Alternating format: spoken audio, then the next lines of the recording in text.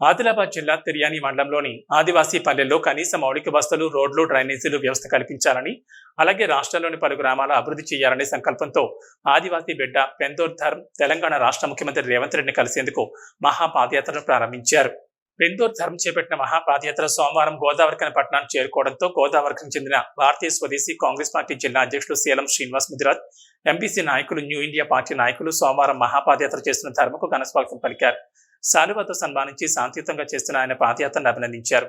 కాగా పెందోర్ ధర్మకన్ చౌరస్తాలోని గాంధీ మహాత్మ విగ్రహానికి పూలమాలలు వేసి పాదయాత్ర కొనసాగించగా ఖని నాయకులు ముఖ్యమంత్రి పల్లెల్లో, పట్టణాల్లో అభివృద్ధి, మౌలిక వసతులు కల్పించాలని ధర్మకు సంఘీభావంగా పాదయాత్రలో పాల్గొన్నారు.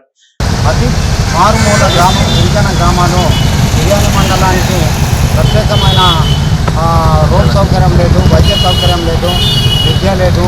అలాంటి గ్రామాలను ఈ తెలంగాణ కాంగ్రెస్ ప్రభుత్వం గుర్తించి రోడ్ల సౌకర్యం చేయాలి, తర్వాత వైద్య సౌకర్యం చేయాలి.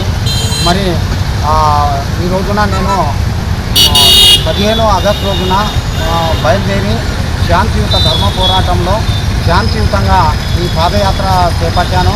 మరి ఈరోజు మన గోదావరిఖనికి చేరుకున్న మన మిత్రులు నాకు స్వాగతం పలికి నాకు అకామిడేషన్ ఇచ్చారు.